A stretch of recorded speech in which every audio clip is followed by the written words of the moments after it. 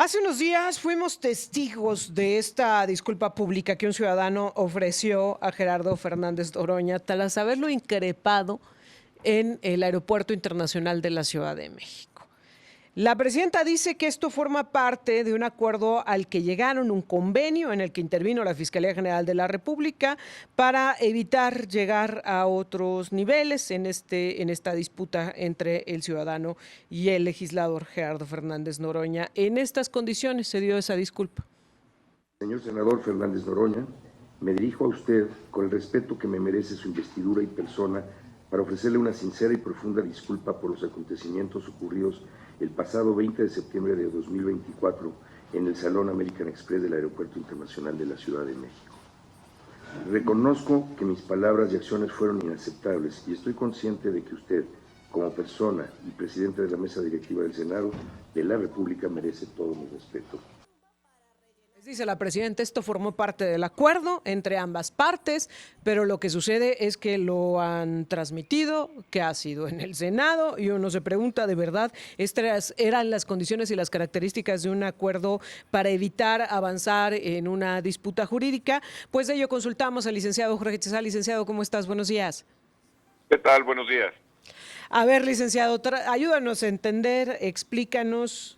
¿Se llega a estos niveles en un acuerdo como este para evitar consecuencias mayores para el ciudadano? Ahora se decía, él va libremente. Pues, ¿qué tan libremente si no se hubiera ido el pleito a mayor, no?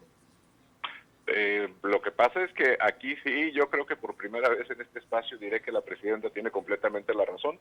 Uf. Porque en efecto se trata de un acuerdo celebrado entre este abogado y Fernández Noroña, por un lado, y el Senado de la República en otro. Ahorita voy a explicar en este sentido, porque porque efectivamente así funciona el sistema de justicia, y de eso se trata el sistema de justicia penal. Eso que vimos nosotros no es más que un claro ejemplo de lo que se llama justicia restaurativa. A ver, ¿qué es lo que sucede? Una persona comete, no sé si 2 o 3 delitos menores, pero delitos a fin de cuentas, en un lugar en específico de manera pública. Se presenta una denuncia por el afectado y la Fiscalía, en función de lo que marca el sistema de justicia penal y lo que es el modelo de justicia en México actualmente, busca que las partes lleguen a un acuerdo. Y en este caso, la famosa justicia restaurativa implica que recupere Fernández Noroña eso que perdió con el delito cometido. Bueno, pues le pide una disculpa mediante una carta. Hay una segunda denuncia, hasta donde tengo entendido, por parte del Senado de la República, dado que Fernández Noroña, además de persona, ejerce una función de presidir una de las cámaras de uno de los poderes del Estado. Y entonces, en ese sentido, también se llega al acuerdo, y además de la disculpa que en una carta le había dirigido ya a Fernández Noroña en lo personal, va al Senado de la República para dar esa disculpa pública en función del acuerdo al que llegaron.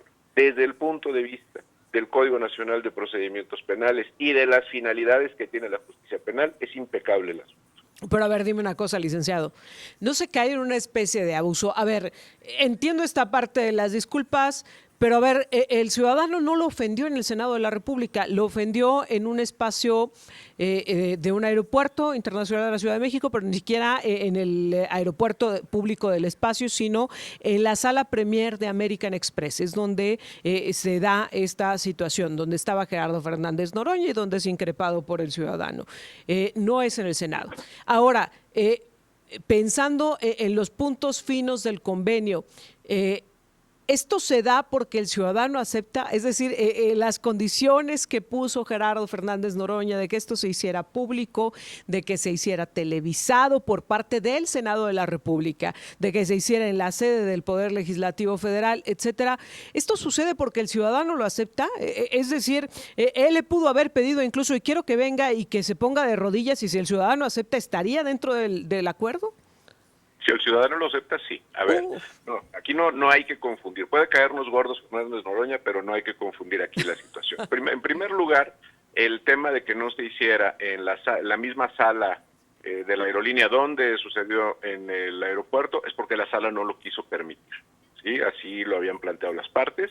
pero la sala no quiso que Digo, fuera. no me metan en sus broncas, en pocas palabras.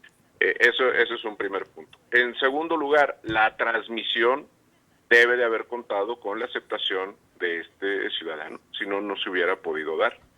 La amenaza que hubiera podido tener de consecuencias en relación con las conductas penales cometidas, en realidad tampoco hubieran significado una pena de prisión ni nada.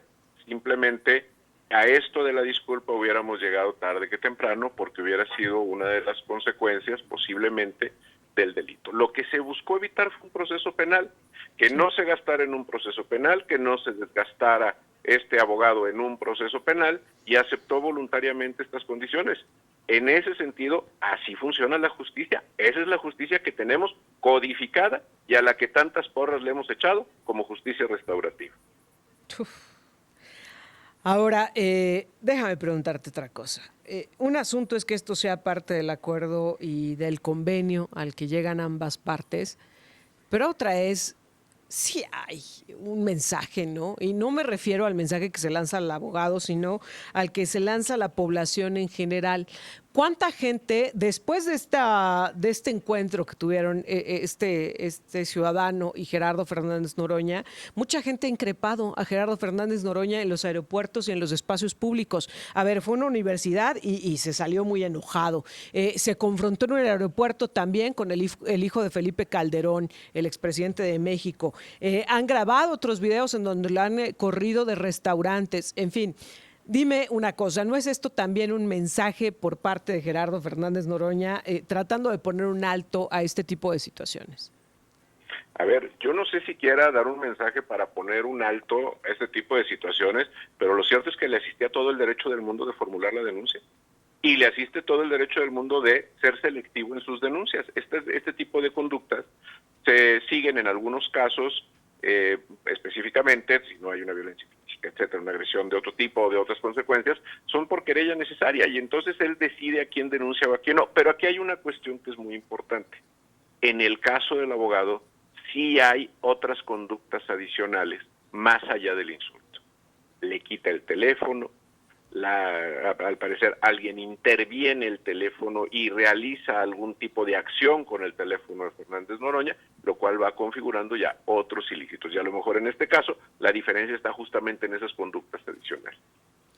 Tengo que hacer una pausa, licenciado, pero quiero que regresemos para seguir platicando, ya no solo de este tema, sino también de otro que ha llamado mucho la atención y que obviamente ha generado gran preocupación en nuestro país y que tiene que ver con este atentado en contra de este asesinato en contra de funcionarios del gobierno de la Ciudad de México, muy cercanos a la jefa de gobierno de la Ciudad de México, y que obviamente han generado pues también un argumento para el gobierno de Estados Unidos, que ayer se pronunció al respecto con gran preocupación, diciendo que esto demostraba que México estaba en condiciones muy fuertes en materia de inseguridad. Si me lo permites, voy rápido a la pausa y regreso para seguir platicando contigo.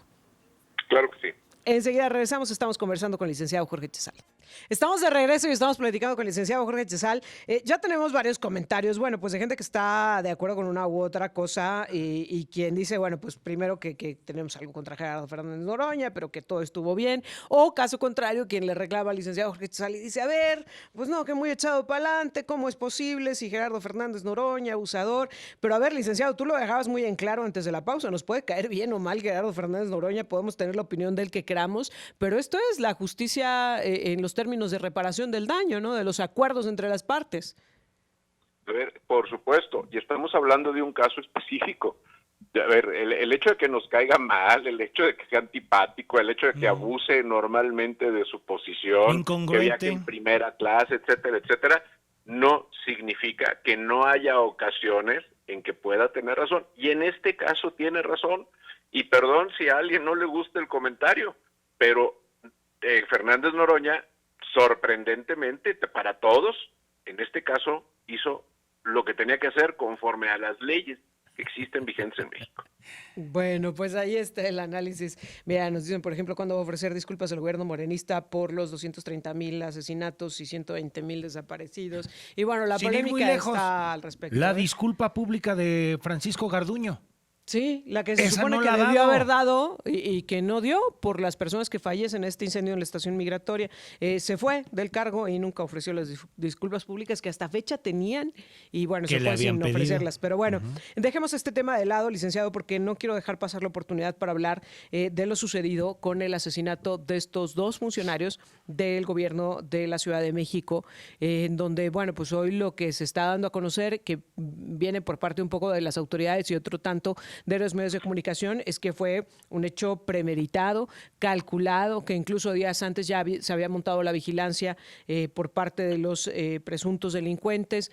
En fin, ¿qué mensaje lanza una situación como esta, licenciado? ¿Qué tan grave es? A ver, una ejecución, porque fue una ejecución, claramente fue una ejecución, tanto por estos datos que estás mencionando, como por el hecho del mismo video. El video es muy evidente que una persona con un casco, para no ser identificado, se para, hace la seña de tratar de parar un vehículo y cuando se acercan y sube una de las personas al vehículo y el otro está en la puerta del copiloto, realiza los disparos y los mata. Además de que hay una gran cantidad de impactos, porque según daba en el reporte por ahí algún medio noticioso de la Ciudad de México, eran más de 10 impactos, aproximadamente 10 impactos de bala. Entonces, se trata de una ejecución, sin lugar a dudas. ¿Por qué ejecutar a estas personas? Puede haber muchas explicaciones. Evidentemente, no nos pueden satisfacer algunas de ellas. Es decir, no fue un robo. Si quisieran decir que fue un robo, pues evidentemente no lo es. Si quisieran decir que era por un problema de otra naturaleza que estuviera desvinculado con el ejercicio de sus cargos públicos, también es un poco difícil de creer. Estamos hablando de la secretaria particular de la jefa de gobierno de la Ciudad de México y de su coordinador de asesores. Lo que se ha aventurado en este caso es que tiene que ver con el crimen organizado. El crimen organizado no pensemos necesariamente en el narcotráfico. El crimen organizado es justamente eso, una organización que se dedica a la actividad delictiva como actividad ordinaria y en la Ciudad de México, además del tema que se relaciona con el narcotráfico, existen otras mafias documentadas de conocimiento generalizado en donde incluso Sandra Romandía escribe un libro sobre las 7 mafias chilangas. Es decir, hay el crimen organizado perfectamente estructurado incluso para la distribución de agua potable en la Ciudad de México. Entonces, creo que hablar a líneas gruesas de una ejecución vinculada con el crimen organizado tratando de intimidar al gobierno de la Ciudad de México es una de las que podrían ser más sólidas para poder investigar. Sobre todo si existen acciones que pudieran ser que pudieran ser detonantes justamente de tener que enviarle un mensaje a la jefa de gobierno de la Ciudad de México. ¿Es una ejecución? Sí, es un mensaje también. Y evidentemente vinculado, me parece, con una cuestión criminal. ¿Qué tendrá que venir? Es decir, como respuesta del Estado mexicano, ¿qué tendrá que venir?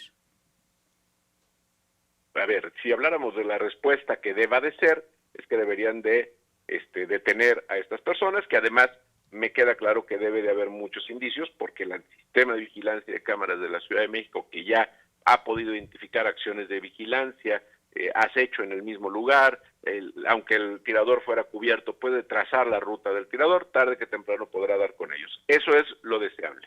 Ahora, esperemos que no tengamos la respuesta que tenemos siempre. Se va a investigar hasta sus últimas consecuencias y dar con los responsables y caerá todo el peso de la ley. Porque ya cuando te dicen eso es porque no van a hacer absolutamente nada. Uf. Licenciado Jorge Chezal, como siempre, muchas gracias. Mira, Juan Rodríguez te manda un saludo. Dice que la participación del licenciado Jorge Chezal de 100, ecuánime y no tendencioso. Dice que muy bien y que te manda saludos. Muchas gracias. Gracias, licenciado, como siempre, y hasta la próxima semana. Muy buenos días. Hasta luego, gracias. Que esté bien, licenciado. El licenciado Jorge Chezal platicando con nosotros.